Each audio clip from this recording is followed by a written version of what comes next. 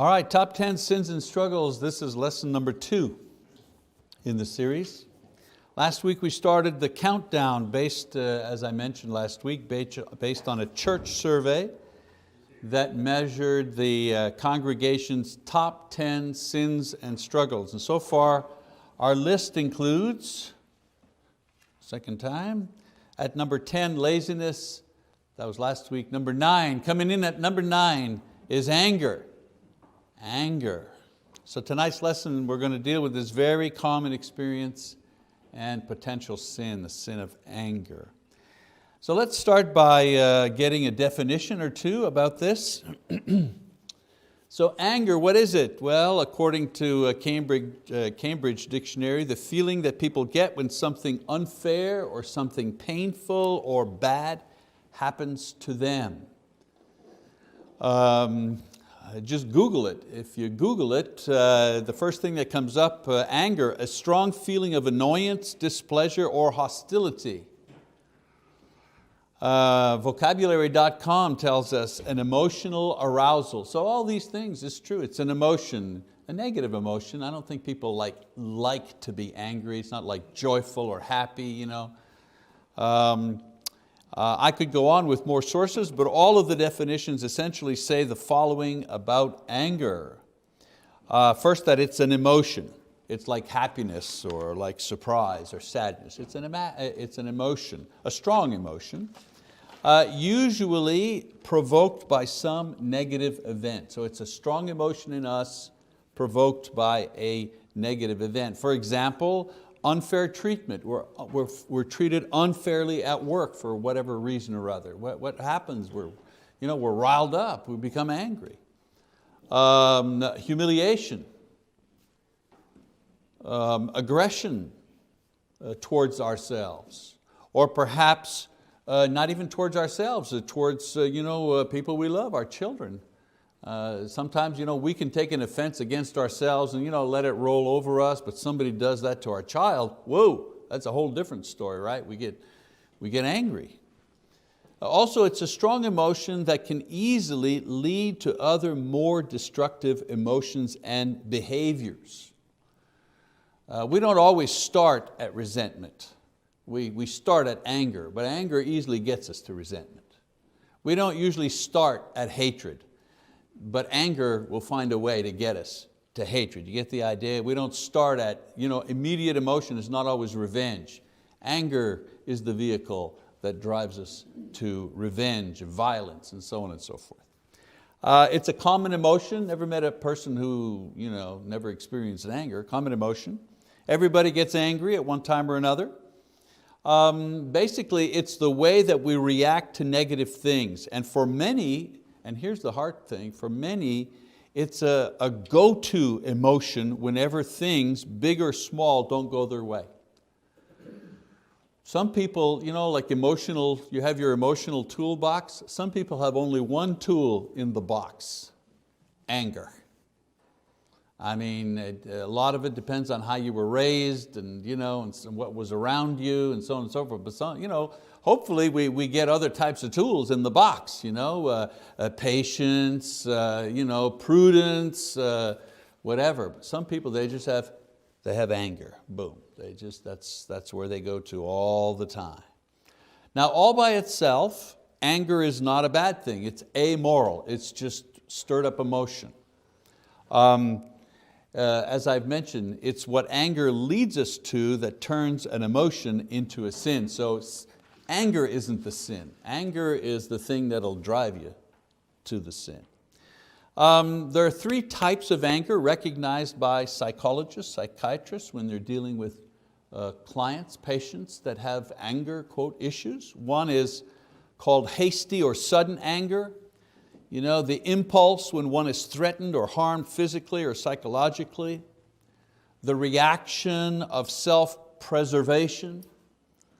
Sudden, hasty anger, fly off the handle, lost my temper, You do that with kids. You live near a busy highway, a busy street, and somehow your little guy gets out of the backyard somehow, somebody left the gate open, and all of a sudden you're in the front doing something, you look out your front window, you're washing the dishes, and you see your 3-year-old about to cross the road. And what do? You run out there, and do you go, "Oh, Joshua"? No, it's, "Joshua, what are you doing? Have you lost your mind?" Anger.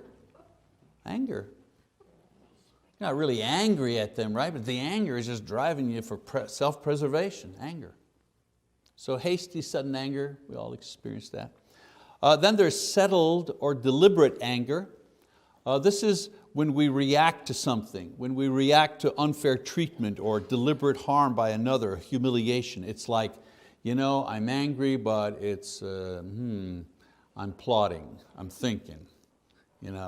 Okay, you got in the first shot, but I'm going to get in the last shot. That kind of anger, settled anger, it's in there. It's working, okay? And then dispositional anger. Dispositional anger is when anger is just one of your character traits. We know these people, irritable people, grouchy, bad-tempered, they're always mad. Why are you always mad? You're always grouchy, never happy. We know people like that too. What a beautiful day. Yeah, sure, it's going to be too hot. All right, whatever. There's a term for that, dispositional anger. It becomes a character trait. So the first two, hasty and settled, the first two are episodic, meaning they happen from time to time in response to outside stimuli. The third one, dispositional, is always present as part of one's character. Dispositional anger is not a response to outside events, but it's how a person is despite events. They're always angry. It's just boiling there under the surface. So no matter what type of anger or how anger is triggered in you, anger is sinful when it becomes the fuel to say and do things which are wrong. So when people say, "Well, I'm such a bad person, I'm angry." Well, no. What has anger driven you to? We'll judge that, see if that's sinful. Let's have some biblical examples of anger, because I'm not a psychologist, so I'm not going to talk about anger from a psychological perspective. I'm a Bible teacher, so I'm going to talk about it from a biblical perspective. And there are good images, stories, that teach us about anger in the Bible. First one you think of right away, Cain, right? Cain. Let's read about Cain's anger, what happened. It says, "Now the man had relations with his wife Eve, and she conceived and gave birth to Cain. And she says, 'I have gotten a man-child with the help of the Lord.' Again she gave birth to his brother Abel, and Abel was a keeper of flocks, but Cain was a tiller of the ground. So it came about in the course of time that Cain brought an offering to the Lord of the fruit of the ground.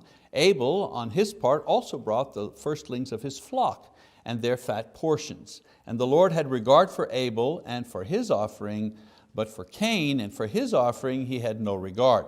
So Cain became very angry, and his countenance fell.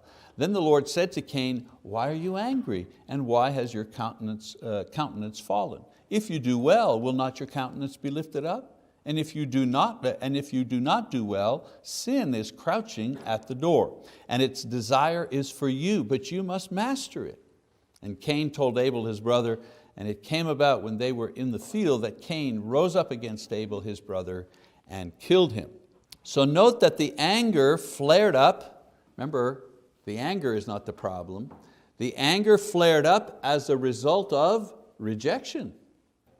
He was rejected. God let Cain know that his sacrifice was not acceptable. We don't know how he let him know that, but the Bible tells us in some way Cain became aware that his sacrifice was not acceptable. Again, anger is a legitimate first response to rejection. Your girlfriend that you've been dating for 6 months says to you, this is not working for me. I just don't love you. You're a good guy, you're nice, I know you're trying hard and everything, but it's not working, First reaction, anger. Well, yeah. Who's happy about being rejected? Nobody. First response. So Cain is not happy about God rejecting his. I mean, after all, he made a sacrifice, didn't he? It's not like God said, hey, you didn't make a sacrifice, I'm rejected. No, he made a sacrifice too, but his was rejected. So the problem for Cain was how he would respond to this rejection beyond his legitimate moment of anger. So in verses 6 and 7, we see that God tries to help him kind of sort out his feelings by pointing out the reason for the rejection. It's not like, okay, I'm not accepting it, boom, you figure it out. No, God's going to help him along. He points out the reason for the rejection is that he hasn't done well. Cain hasn't done well. There's sin or sins in his life somehow that render his sacrifice unacceptable. God even warns him of the danger awaiting him if he ignores dealing with the sin, not dealing with the anger. God isn't saying to him, stop being angry, you got to deal with your anger. That's not the sin. He's saying to him, you got to deal with the sin because this sin here, this is going to get you into trouble. So, in his case, Cain, the anger he felt was a sign that there was something wrong in his life, something he needed to deal with. I'll give another example. Sometimes, as parents, you're pointing something out to your teenager, something, and they get angry at you. Why? Because you're pointing out something that they need to fix. You talk too much. Or hey, you know what? When all the aunts and uncles came over and the neighbors and you were talking about all of our private, personal things about our family, you ought not to do that.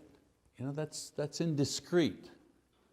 First reaction, I didn't do anything wrong. Kids are kids. Don't like being disciplined. But hopefully, they'll get over it and then they'll kind of think about it and you'll talk it through and yeah, maybe not everybody needs to know all of our private business. Maybe mom's got a point there. But Cain, of course, he didn't take this advice. He did something else. Okay? He didn't deal with it. And we're never told what the issue was in his life, a lot of speculation. But the Bible doesn't tell us exactly what his issue is. In 1 John chapter 3, verse 12, John tells us that Cain's actions were evil, but not what they were. Okay? So what we do know is that his anger festered and it grew into hatred and resentment of his brother Abel, whose sacrifice and conduct was acceptable. So the thing that Cain knew was God was rejecting him, but his brother's sacrifice, that was okay. God was happy with him. And so his uncontained anger, left to boil, will soon look for and find a scapegoat upon whom to act out. That's how anger works. Especially if you're the problem and you go into denial and you don't want to accept the idea that you're the problem. Well, then what happens is, what are you going to do? Well, you're going to find somebody to transfer all of this to.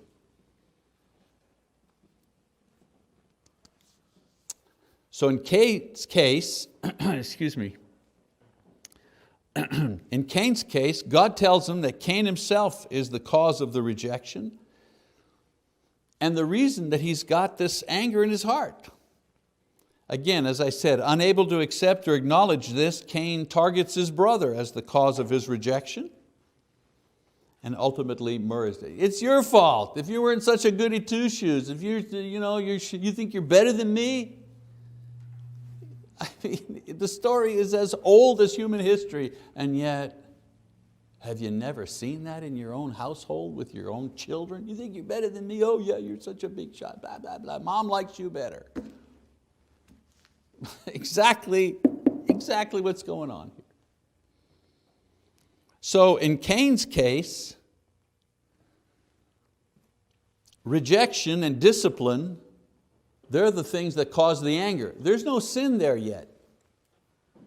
But that anger doesn't lead him to self-awareness, doesn't lead him to understanding. No, the anger leads him to jealousy.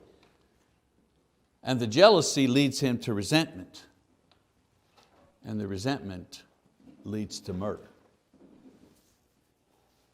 So Cain's experience with anger shows us to what degree that anger can move a person to act out.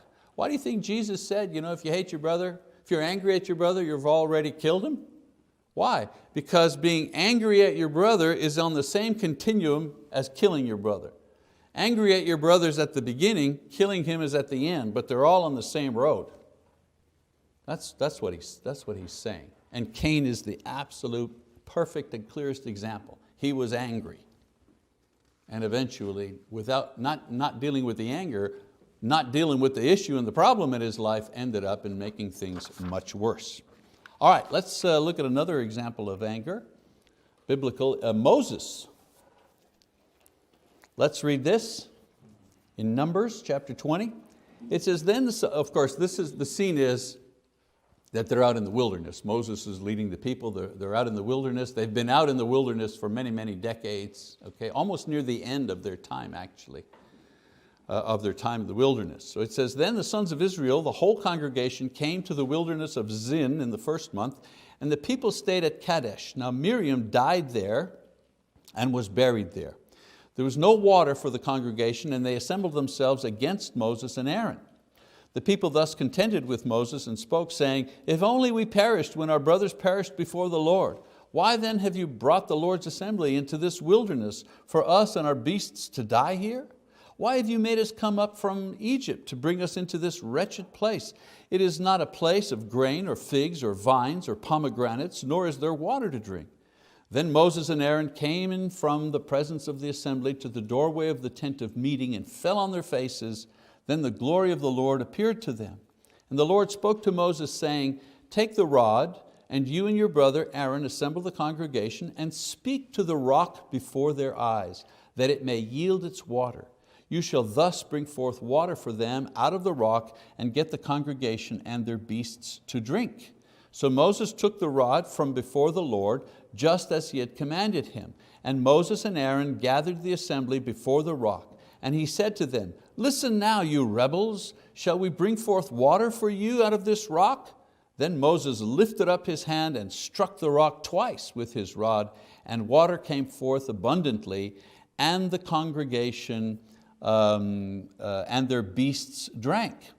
But the Lord said to Moses and Aaron, because you have not believed me to treat me as holy in the sight of the sons of Israel, therefore you shall not bring this assembly into the land which I have given them. Those were the waters of Meribah, because the sons of Israel contended with the Lord, and He proved Himself holy among them. So here we see another example of anger and what it can lead to. In this story, the cause of the anger is frustration. He's frustrated. Moses has led these people out of Egypt as God performed miracles among them, and through Moses and Aaron, his brother. So God performed miracles, also did miracles through Moses and through Aaron. The Pharaoh, who was hard-hearted, eventually let the people go because of the miraculous plagues that God sent. And these miraculous plagues, they were crippling the country financially, and they were demoralizing the population. The king lets them go because he's afraid the people are going to rise up and kill him. So Moses, despite their fear and their complaining and their rebellion and their lack of faith or gratitude, continued leading these people for decades, not months, for decades. At one time, even asking God to take him in order to save the Israelites from God's wrath because of their complaints and their disobedience. Remember, he says to God, take me. God's ready to wipe them out. And Moses stands in the breach and he says, no, take me instead. This is how dedicated this man was to these people. So in this particular episode that I've just read, the people once again complain because of a lack of water. And they give in to self-pity, asking, why has God saved them if it's only to bring them into the desert to die of thirst? Now remember now, this here is happening not like 2 days when they've just left. This is happening 38 years. They've been in the desert for more than 3 decades. Their shoes haven't worn out, they've had food, they've had, God has done miracles among them, the cloud, the fiery pillar at night, they've defeated enemies, all kinds of things. You'd think the folks would be getting it by now. And yet what do? They start to whine and complain. So sad, and God's going to kill us, we need water, we're thirsty. So what does Moses do, this man of God? He goes to God in prayer to ask for help, and the Lord tells Moses to take the rod, the rod of Aaron. He said, take the rod and go and speak to the rock. There's a large rock there, boulder there where they're at. He says, speak to the rock and water will come forth to provide for the people. Now in verses 9 to 11, what does Moses do? He leaves that scene, he takes the rod, but out of anger, because of his frustration with these people, right? He scolds them. You people, I am so fed up of you people. Right? And then what does he do? He strikes do I have to bring water out of this rock for you, ungrateful bunch? And he strikes the rock twice with the rod. And of course, the water comes gushing forth. But in doing so, he sins. And sometimes it's kind of difficult to understand, where's the sin here? He tapped. Well, here's the sin.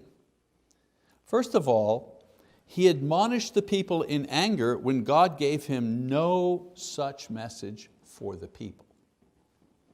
Moses was God's spokesman, right? Sometimes speaking through Aaron, sometimes God would give him commands. He gave him the exact dimensions for the tabernacle. Moses only spoke to the people concerning what God would say. Here, God, He didn't say anything about admonishing the people, telling them this or that. He just said, okay, speak to the rock and the water will come and that problem will be taken care of. But no, Moses is frustrated. He's fed up with these people. So he takes it upon himself to scold them. Then he even takes a certain amount of credit for himself and says, do we have to take water out of this rock? What's this we business? You know what I'm saying? So what does he do? He strikes the rock instead of speaking to the rock, which showed his lack of faith. Now in Exodus chapter 17, in a similar situation many years before, Moses was told to strike a rock once with a rod and water would come forth miraculously. This had happened many years previously. In this instance, he was told simply to speak to the rock. And so the fact that he ignores this command and he goes back to an earlier method to draw water, striking with the rod, shows his doubt. Wait a minute, God said to speak to the rock. Man, that doesn't make any sense, because last time, did I hear correctly? Because last time I went and hit that rock and the water came out. So I'm going to go with what I know. I'm not going to go with what God said, I'm going to go with what I know. And hitting the rock, I know that, the water came out, and you know what? Just to be sure, what do you think I'm going to do? I'm going to hit it twice. Once and once for luck, right? Something like that. So the fact that he strikes the rock twice shows his further doubt and lack of trust in God's word, which, and here's the real problem, which as a great leader was a great disrespect of God before the people. You know this story. Every day men cheat on their wives. It never makes the news. But heaven help the minister of any church that happens to run off with one of the members' wives. Okay, that's news. That'll get report. Why? Because that man is a spiritual leader, a leader in front of the people, and so on and so forth. So when he messes up, it's news, and everybody will know about it. And of course the media just loves to report the failings of spiritual leaders who are, after all, only men. But nevertheless, men held up to a higher standard. So it's the same thing, Moses, a great spiritual leader, held up to a higher standard. Now, I don't want to belabor the meanings of how Moses sinned, but rather point out to you the ultimate price that he paid for his sin. After nearly 38 years of leading the people in the wilderness, God tells him, you're not going to go in either. That whole generation died in the desert because of their unfaithfulness and their disobedience, and you're going to join them because of your unfaithfulness and your disobedience. And so if we keep reading this story, soon after this episode, Aaron would die. It starts, Miriam dies, and now Aaron will die. And then Moses is going to spend the next 2 years preparing Joshua to go into the promised land. And the book of Deuteronomy is written, and so on and so forth. And then he will finally die. So in this case, Moses' case, the anger is caused by frustration. And the anger leads to a loss of faith. Notice it's a different track, right, than Cain. Frustration leads to anger, loss of faith, disobedience, punishment. Why is it important that we instill a sense of faith in children? Because it's very hard to get them to obey, to get the obedience switch working if they don't have faith. Because ultimately down deep inside they're saying, why? Why? If they have no faith, the only one governing their actions are their parents. That's why they obey. I'll get kicked out, I'll get into trouble, I won't get to use the car. But once they get to be 18 and on their own, why? My parents are not bossing me around anymore. Why should I obey? Why should I cultivate? Why shouldn't I just do what I want to do? They ask, and I don't want to get too far afield, but in our nation, we're having problems. Why do kids shoot and do that? Well, why? Because there's nothing on the interior that says to them, it's wrong. You may lose your soul because of this activity here. There's nobody telling them that. And so Moses pays a high price. All right, another story, one last one, all right? A different take this time on anger. David. This is too long to read, we don't have time. But the passage in 1 Samuel 25, as I say, too long, so I'll just summarize the story, and it's a familiar one. It's another example of a person experiencing great anger, but in this story we see David avoiding the negative results of his anger and how this happened. Because I know this class is supposed to be how do we deal with the sins and struggles, but I think there's some insights here into this, in this lesson. So this episode takes place before David is crowned king, while he and his ragtag army are on the run from Saul. He was anointed by Samuel to be the king, but he hadn't yet been crowned by the people. Okay? So one way that he has of building trust with the people in the countryside is by providing protection for them from roving bands of thieves and foreign soldiers who attack the helpless farmers and people who live in the countryside. They live far from the larger cities. Well, the larger cities are protected by Saul's soldiers, but the little towns and countrysides, there's no protection for these people. They're just prime targets for roving bands of thieves and so on and so forth to be robbed. So David begins a kind of a protection for these people in the countryside with his small army. So one such person was Nabal, a rich businessman who owned a lot of livestock. So what happens is that throughout the year, David's men had protected Nabal's shepherds and herders, and at the end of the season, he sends a couple of his men to collect a portion of the flock in return for his service. This was not extortion. He had provided a legitimate service to protect them, and now was coming to get some payment because he had to feed his men. So I want you to just notice Nabal's response to David's men. We'll just read a short portion here. In 1 Samuel 25, he says, when David's young men came, they spoke to Nabal according to all these words in David's name, then they waited. But Nabal answered David's servants and said, who is David and who is the son of Jesse? There are many servants today who are each breaking away from his master. Shall I then take my bread and my water and my meat that I have slaughtered for my shearers and give it to men whose origin I do not know? So David's young men retraced their way and went back, and they came and told him, meaning David, according to all these words. David said to his men, each of you gird on his sword. So each man girded on his sword, and David also girded on his sword, and about 400 men went up behind David, while 200 stayed with the baggage. And then in verse 22 it says, David is saying, may God do so to the enemies of David, and more also, if by morning I leave as much as one male of any who belong to him. Meaning we're going in, we're going to kill everything that walks and moves and breathes. So, here we see David's anger kindled by a number of things all at once.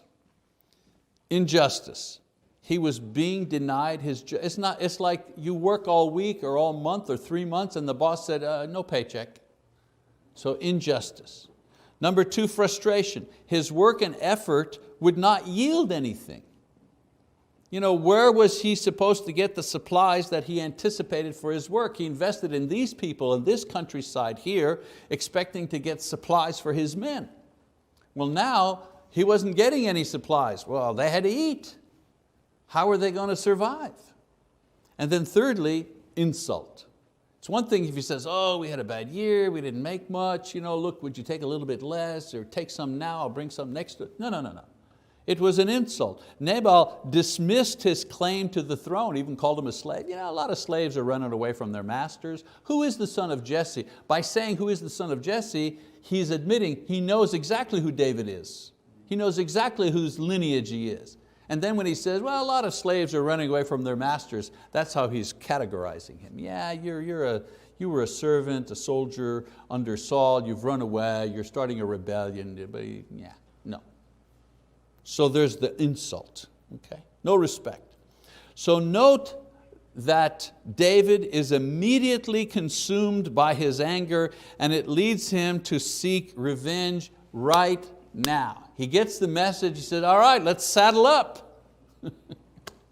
It's not, let's have a meeting tonight, let's discuss this among ourselves, perhaps make a proper response, send a delegation, let's appeal to Nabal, get some witness. No. Everybody just strap on your sword and let's go. We'll take care of business right now. You're laughing way too much, Steve. I know whose camp you'd be in. So the story kind of moves along to show us a new character, Abigail, who is Nabal's wife. She finds out about the situation, and what does she do? Well, she prepares the necessary supplies and she races to meet David before he arrives. So let's read just a small part of her appeal to him in 1 Samuel 25. She says, please forgive the transgression of your maidservant, for the Lord will certainly make for my Lord an enduring house, because my Lord is fighting the battles of the Lord, and evil will not be found in you all your days. Should anyone rise up to pursue you and to seek your life, then the life of my Lord shall be bound in the bundle of the living with the Lord your God. But the lives of your enemies He will sling out as from the hollow of a sling. And when the Lord does for my Lord according to all the good that He has spoken concerning you, and appoints you ruler over Israel, this will not cause grief or a troubled heart to my Lord, both by having shed blood without cause and by my Lord having avenged himself. When the Lord deals well with my Lord, then remember your maidservant. Oh boy, what a diplomatic, what a wise woman this is. Note how Abigail diffuses the situation. First, she apologizes, she takes responsibility. Hey, this is on me. I should have seen this coming, I should have been prepared. Number two, she brings the supplies in an attempt to make things right. He didn't give them to you, but here's what you deserve. Number three, she acknowledges the insult, but she warns David about the consequences that would result in his hasty revenge. In other words, as king, she believes he's going to be king, as king he would have innocent blood on his hands. Not Nabal, that guy, he deserved to die. But what about the shepherds and the herders and the servants in his household? They didn't do anything wrong. But in his anger, David would go in and wipe all these people out. He'd have blood on his hands. So by asking him to remember her when he becomes king, she also acknowledges his true position and she submits to it. Now we know the end of the story, just in case. David accepts her gifts. He turns away from his plan.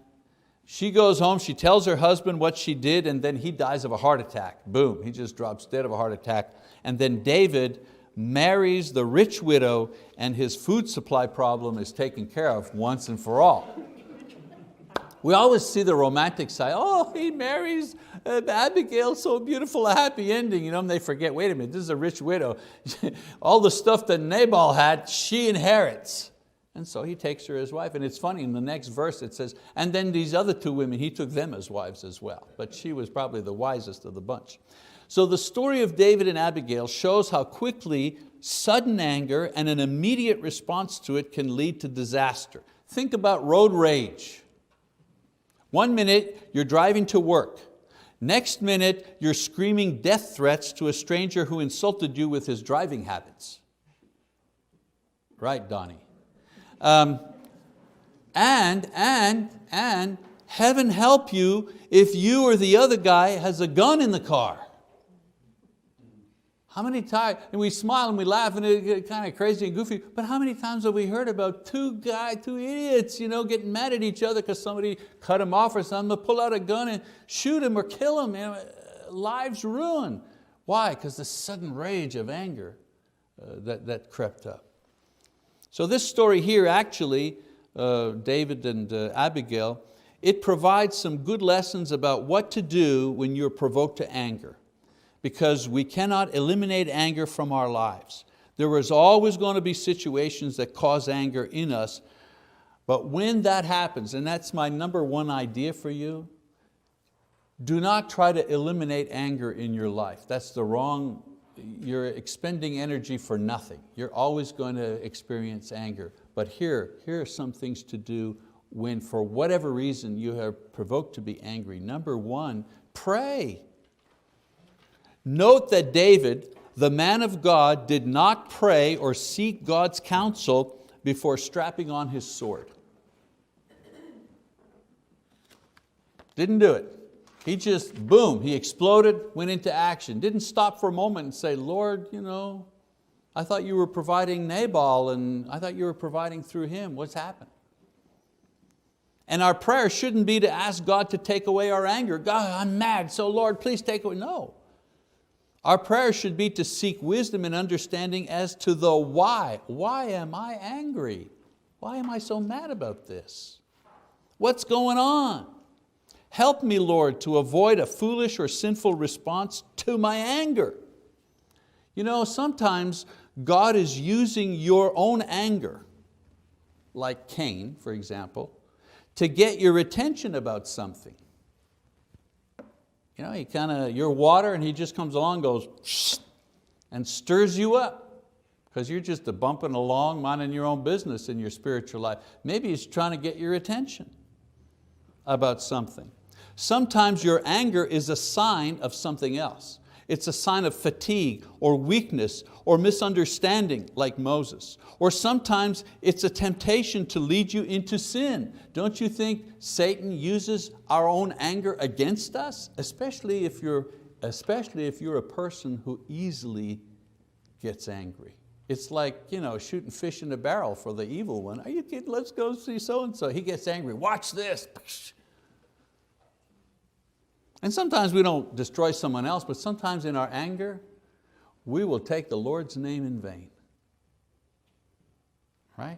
The Lord we pray to and love and hope in, because of a moment of foolish anger, out of our mouths will come something that we will regret. So prayer helps us to see past the emotion to the cause. Asking God, why am I angry, often takes the fuel out of the fire. Number two, slow down. Anger usually causes us to act or react quickly, to say or to do things that we often regret. So slowing down helps us to get control of ourselves. It was a good thing that David had a day's ride to get over to Nabal's place. Because could you imagine if they were like camped right next door to him? Oh boy. It would have been a massacre. I'm almost done, hang in. Slow down. I found that when possible, I will give something that angered me 24 hours to cool off. And I usually see things more clearly. I'll give it to you another way. If something has made me angry, I make a deal with myself. I'll say, I am so ticked off right at this moment, but you know what? I think I'm going to wait till tomorrow this time to see how I feel. How's this anger feel inside of me? You can't avoid anger, but you can avoid allowing it to create problems if you put a day between the beginning of your anger and the beginning of your response. Number 3, most important, stop churning. Stop churning. If you've prayed, not about the anger, but about the cause, and basically have asked God to help you deal with the offense, whatever it was, frustration, injustice, insult, then let it go. Stop churning. Churning, you know what I mean? Churning, you churn butter, right? You churn butter and ice cream, you keep stirring it up and stirring it up and stirring it up. Well, that's what we do with our anger. We keep stirring it up and stirring it up. Once you've identified the issue or the person or the thing that has caused the anger and decided to respond, hopefully with kindness or perhaps not at all, or with an explanation, whatever, stop churning the situation over and over and over again in your mind. Worse still, stop churning it with other people. Stop adding flavor to it. Did I tell you what happened to me yesterday? No? Listen to this. Really? Yeah, I was so ticked. Well, I'd be mad too. Now we're both mad. What is that? What I just explained. That's churning. That's churning and that's adding a flavor. Let's make this a twist cone here. You know what I'm saying? I know this is very difficult, but churning is what keeps the fire of anger burning inside of you. Anger is an emotional prison, and the only way out is to let the fire die out by stopping to churn the details in our mind. Let me go over the insult one more time. Let me slow it down in slow-mo. Yeah, churning. I even say that to myself. It starts to twirl, it starts to turn, and I'll say, stop churning. Stop churning. Self-talk, stop doing that. Paul says, be angry and sin not. Don't let the sun go down on your anger, Ephesians 4:26. Paul says that you can be angry without sinning if you do not prolong your anger beyond its time. That's what, don't let the sun go down on you. It doesn't mean you have to stop being angry before sundown. It just means anger has a set time. Give it its time, but don't give it any more than its time. Okay? It's normal to be angry at times, but don't let it go on beyond its normal time. To do so will lead to hatred and violence and revenge and resentment. My favorite passage to deal with offenses and unkindness and unfairness that stirs anger is Proverbs 19:11. I would encourage you to memorize it. A man's discretion makes him slow to anger, and it is his glory to overlook a transgression. It is to a man's glory, it is to a woman's glory to overlook an offense. And then finally, one last one very quickly, be your best Christian self. Little bracelets there, what would Jesus do? I'd get one that says BYBCS, be your best Christian self. The hard part about dealing with anger is how do I react to the thing that made me angry in the first place? We could spend a long time on this, but the short answer is be your best Christian self. A reaction to an insult, be your best Christian self. A reaction to unfairness, be your best Christian self. A reaction to frustration and waste and incompetence, be your best. What is my best Christian self? What does that look like? So I found that whatever sin that is at my door, revealed or prompted by anger, I never have gotten into trouble and often have resolved the issue when I tried to respond by being my best Christian self. All right, so that's a little bit of info. It certainly doesn't cover the whole waterfront on anger, but hopefully you got a few tips there, a few things to help with that issue. We continue next week, number 8, which I will let you know next week. Thank you very much.